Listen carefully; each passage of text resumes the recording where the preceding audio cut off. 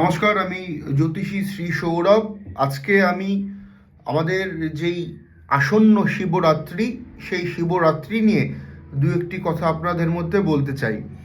সমাজে এরকম কিছু মিথ্যাচার বা অজানা প্রচলিত রয়েছে, যেখানে শিবলিঙ্গের যেই সেই মানের ভুল ব্যাখ্যা বা ভুল বিস্তৃত ব্যাখ্যা দেওয়া হয়। এবং এই ভুল ব্যাখ্যা যেমনি বেশ কিছু মুসলিম সম্প্রদায়ের মানুষ থেকে শুরু করে খ্রিস্টান সম্প্রদায়ের মানুষরা ভুল ব্যাখ্যা দিয়ে থাকেন। সবাই নয়, যারা অথেন্টিক ব্যাপারটা জানেন তারা জানেন, যারা জানেন না তারা এরকম ভুল কথা সমাজে প্রচলিত করেন এবং হিন্দু ধর্মের সম্বন্ধে তারা কুৎসিত মন্তব্য করেন। এবং কিছু কিছু হিন্দু লোকও রয়েছে, কিছু কিছু বাঙালি লোকও রয়েছে যারা শাস্ত্র না জেনে, শাস্ত্রকে না বুঝে কিছু কিছু মন্তব্য করে বসেন। শিবলিঙ্গের যে কথার অর্থ, শিবলিঙ্গ কথাটা এসছে জ্যোতির্লিঙ্গ থেকে। জ্যোতির্লিঙ্গ মানে যার শেষ এবং শুরু অন্তহীন, যার কোনো শেষ নেই, যার কোনো শুরু নেই। আমরা যখন পুরাণ ঘাঁটবো, শিব পুরাণ ঘাঁটবো এবং বিভিন্ন মাইথোলজিক্যাল ব্যাখ্যাগুলো আমরা যখন জানার বা বোঝার চেষ্টা করব, আমরা দেখব যে একদিন একটা সমস্যা বা তর্ক বেঁধেছিল ব্রহ্মা এবং বিষ্ণুর মধ্যে, যে কে বড়। ব্রহ্মা বলছে আমি বড়, বিষ্ণু বলছে আমি বড়। তখন সেই স্থানে, সেই বিতর্কিত স্থানে সেই দুইজন বিতর্কিত পার্সনদের মধ্যে উপস্থিত হয় দেবাদিদেব মহাদেব।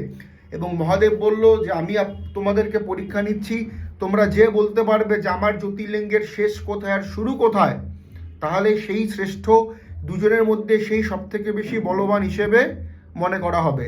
যথারীতি ব্রহ্মা এবং বিষ্ণু রাজি হয়ে গেলেন।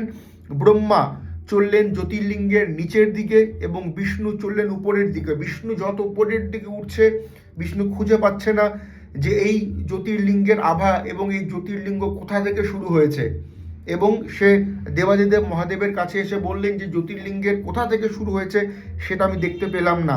তদ্রূপ ঠিক বিপরীত দিকে আমাদের ব্রহ্মাজি চললেন হচ্ছে নিচের দিকে, পাতালের দিকে খুঁজতে। কিন্তু সে ফিরে এসে বললেন যে আমি দেখতে পেরেছি আপনার জ্যোতির্লিঙ্গের জ্যোতি এবং আমি দেখতে পেরেছি আপনার জ্যোতির্লিঙ্গ শেষ কোথায়। যদিও ব্রহ্মা সেটা ছল কপট করলেন এবং মিথ্যাচার বললেন। এই জন্য ব্রহ্মাকে শাস্ত্রে, পুরাণে, বিভিন্ন মাইথোলজিক্যাল সেক্টরগুলোতে কিন্তু সেই অর্থে পুজো পাঠের যে বিধিরীতি বা যে পুজো পাঠ, সেটা কিন্তু ব্রহ্মার খুব একটা হয় না। কারণ ব্রহ্মা এরকম একজন ক্যারেক্টার যে সবসময় একটা আনস্যাটিসফ্যাকশন অবস্থাতে ভোগে। যাই হোক, এবার মহাদেবের সেই জ্যোতির্লিঙ্গ থেকে কিন্তু শিবলিঙ্গের কথা উৎপত্তি হয়েছে, শিবলিঙ্গের নাম প্রচলিত হয়েছে। শিবলিঙ্গ মানে শিবলিঙ্গ মানে একটা প্রতীক, যার কোনো আদি নেই, যার কোনো অন্ত নেই, যার কোনো শেষ নেই, যার কোনো শুরু নেই। সেখানে পরম ব্রহ্ম, সেখানে সমস্ত ব্রহ্ম সত্তার বাস করে। শিবলিঙ্গ মানে কখনোই কোনো লিঙ্গ নয়, কখনোই কোনো মেল অর্গান নয়। এটা সমাজের ভুল রীতি এবং ভুল তিথির দ্বারা লোকজন এইভাবে প্রভাবিত হচ্ছে। এবং আপনারা কখনোই এগুলো নিজেদের মনে আনবেন না। এতে আপনি আধ্যাত্মিকতা থেকে, স্পিরিচুয়াল এনার্জি থেকে, সঠিক ধর্ম থেকে কিন্তু আপনি বা আপনারা সরতে থাকবেন। শিবলিঙ্গের যে তারতম্য আমরা যখন দেখব, সেটা একটা সিম্বল এবং সিমটম হিসেবে কিন্তু ভগবান বোঝাতে চাইছেন যে আমি শেষ, আমাতেই সমস্ত কিছু শুরু, আমাতেই সমস্ত কিছু বিলীন। আমি মহাকাশ, আমি এই জগৎ, আমি এই ত্রিভুবন এবং আমার মধ্যেই সমস্ত শুভ এবং অশুভ শক্তির উৎপত্তি এবং শুভ এবং অশুভ শক্তির বিনাশ হয়। শিবলিঙ্গের প্রতীক হিসেবে এটাই কিন্তু মাইথোলজিক্যাল এবং সঠিকভাবে এই ব্যাখ্যাটা দেওয়া রয়েছে। এবং 8 তারিখে আমাদের কিন্তু শিবরাত্রি পড়েছে। নর্মাল যেই পঞ্জিকাগুলো রয়েছে, সেই পঞ্জিকা অনুসারে 8টা 2 থেকে এই তিথি শুরু হচ্ছে এবং বিশুদ্ধ সিদ্ধান্ত পঞ্জিকা অনুসারে ঠিক রাত্রি 9টা 42 থেকে কিন্তু শিবরাত্রির পুজো করার তিথি শুরু হচ্ছে। এবং 3 প্রহর এবং 4 প্রহর, অনেকে 3 প্রহর করেন, অনেকে 4 প্রহর করেন। এই প্রহরের মধ্য দিয়ে কিন্তু সঠিকভাবে আপনারা আপনাদের মনস্কামনা, সঠিকভাবে আপনারা আপনাদের পুজো পাঠ করুন। এতে দেবাদিদেব মহাদেবের আশীর্বাদ অবশ্যই আপনারা প্রত্যেকে প্রাপ্ত হতে পারবো।